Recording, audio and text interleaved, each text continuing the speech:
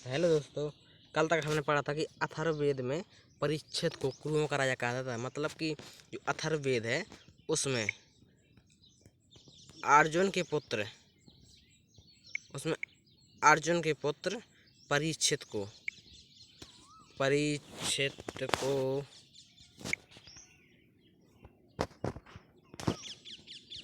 परीक्षित को कुरुओं का राजा कहा जाता था।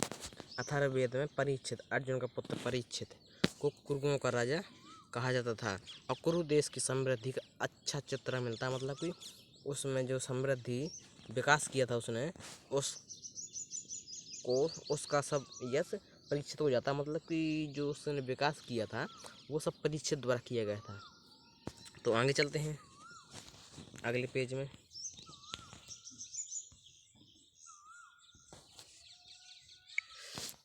इसमें सभा और समिति को प्रजापति की 2 पुत्रियां कहा जाता है। मतलब कि अथर्ववेद है जो उसमें राजा प्रजापति मतलब कि राजा की 2 पुत्रियां थीं। वो कौन कौन सी थी?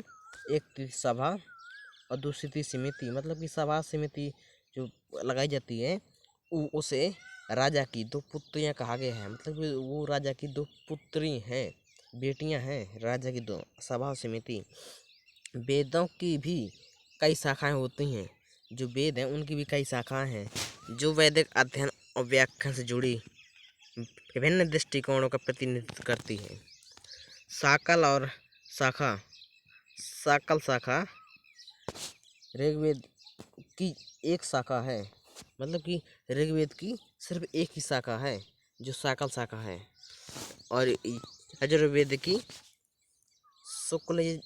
यजुर्वेद शुक्ल यजुर्वेद और दूसरी है कृष्ण यजुर्वेद। मतलब कि 2 शाखाएं यजुर्वेद की हैं। शुक्ल यजुर्वेद की भी 2 शाखाएं हैं। एक माध्याह्न दिन और दूसरी है काव्य। मतलब कि काव्य। और जो कृष्ण यजुर्वेद है उसकी भी 4 शाखाएं हैं। एक काष्टक, एक कनिष्ठल, तीसरी है मैत्रायणी और चौथी है तैत्तिरीय। और फिर सामवेद की भी 4 शाखाएं हैं। 3 है। मतलब कि एक कोई कैंथुम, दूसरी कोई राणायनी, तीसरी कोई जैमिनी या उसे तलावकार भी कहते हैं।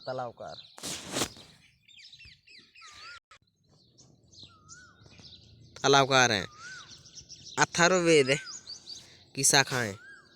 अथर्ववेद है उसकी भी 2 शाखाएं। एक है शौनक और दूसरी पैपलाद है। सबसे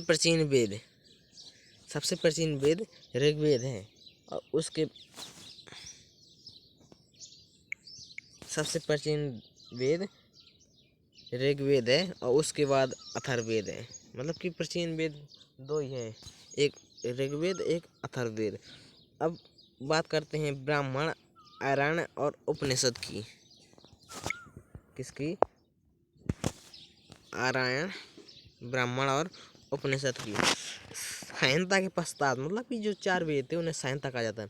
वेदों के बाद ब्राह्मणों और आर्यों तथा उपनिषदों का स्थान है। मतलब कि वेदों के बाद फिर ब्राह्मण, फिर उसके बाद आर्यों और तथा उपनिषदों का स्थान है।